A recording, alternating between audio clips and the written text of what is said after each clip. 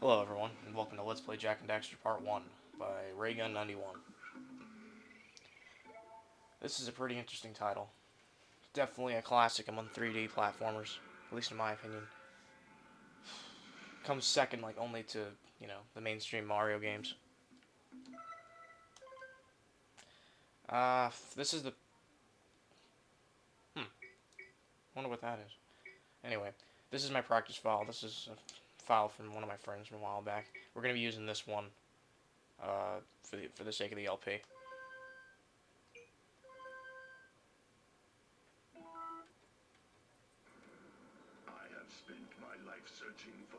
Now, this first cutscene is a bit lengthy, but I don't think that this LP will start off as slowly as Majora's Mask did.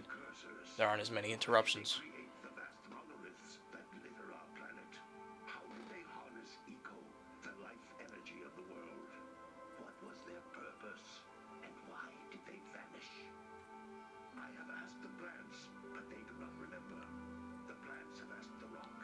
But the rocks do not recall.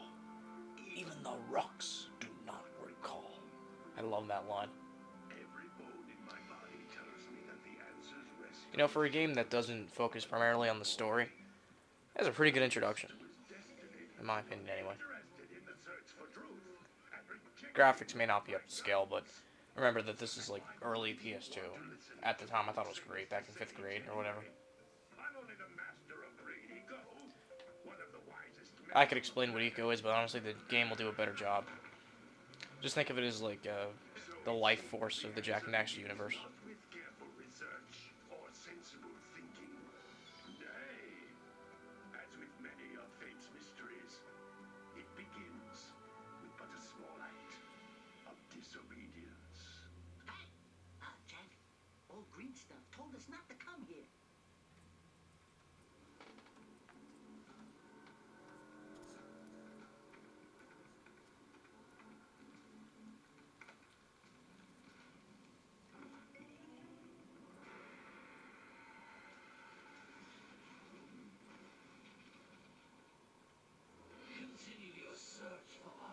This guy is going to be wheezing a lot.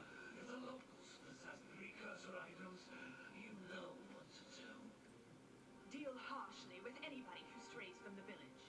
We will attack it in due time. Yeah, those boobs are real.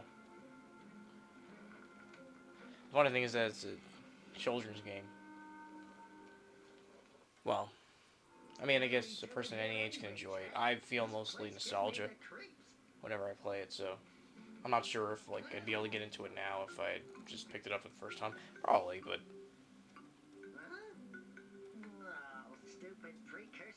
nostalgia sort of enhances the experience of any game. What is that dark ooze? It sure don't look friendly.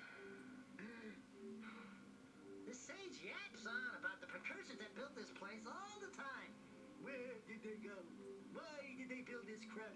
Now I like precursor orbs and power cells as much as the next guy. But if you ask me, they must have been real. If you played any 3D Mario games, but not this, the basic concept should be pretty easy to pick up. It's similar in a lot of ways. You go on various missions in each level, and you try to collect power cells. Power cells, like think of them as stars or shine sprites in Super Mario Sunshine, which will actually be starting soon. That's the third project that I want to do alongside with this and Majora's Mask.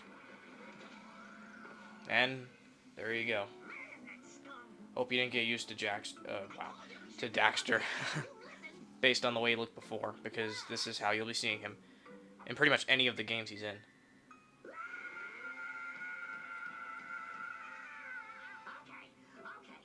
I'm fine. This game has a lot of comedic relief, but that's one of the things that makes it so memorable.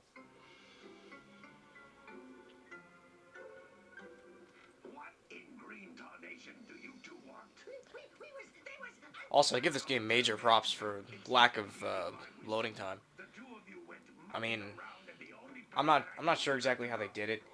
They probably just like load an area off in the distance like gradually as you walk along. But each level, like there's no transition screen. It's just like you just walk. It's like it almost seems like one continuous map. I don't think that's possible, especially this early in the PS2's development.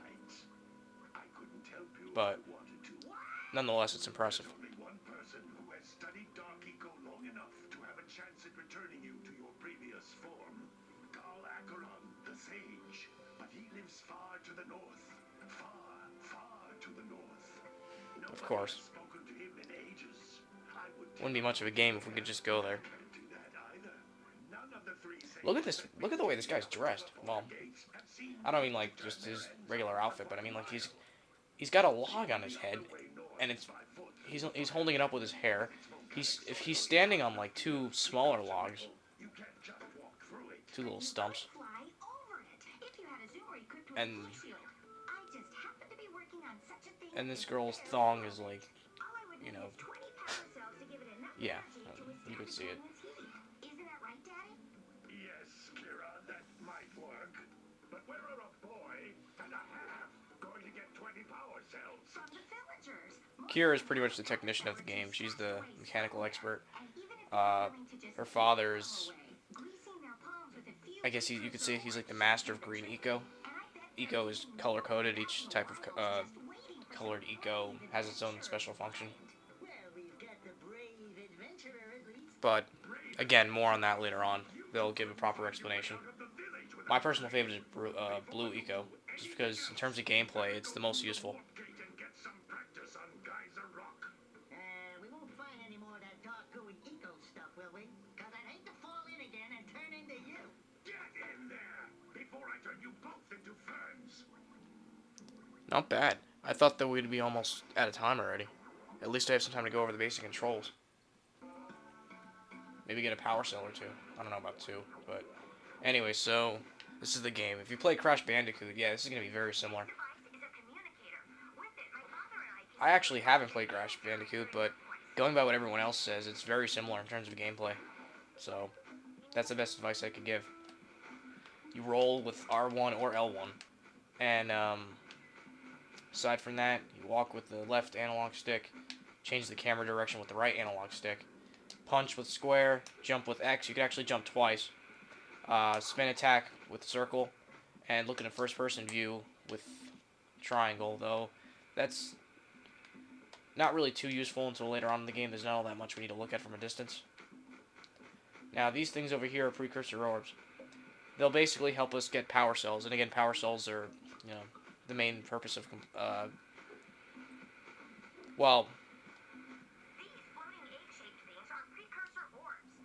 not the main purpose, but, anyway, sorry about that, I got distracted. Power cells are the main energy source for the people of this world. And if you play the 3D Mario game, again, think of them as like the stars or the shine sprites. And there's one right there. It looks like, kind of looks like an atom. That's what it always makes me think of.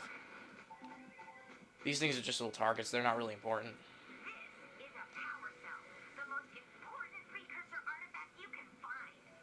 And we're almost out of time, so I apologize. There's not all that much I can do right now. So let's just collect these precursor orbs. I know that there are 50 in this first area, so we're going to be getting all of them because they're really easy to get. Actually, you don't need to get all of the precursor orbs in order to get all of the power cells. Conveniently enough.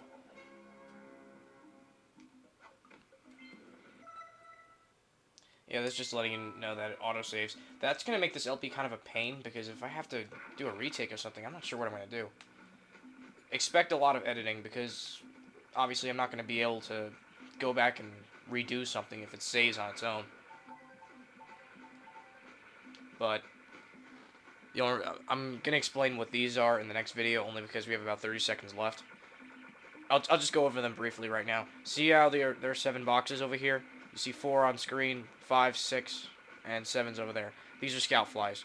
Kira, the technician, she sends 7 scout flies to each level in order to look for power cells. And basically how it works is they get trapped into these little boxes by lurkers. Those are like the enemies of the game, the creatures.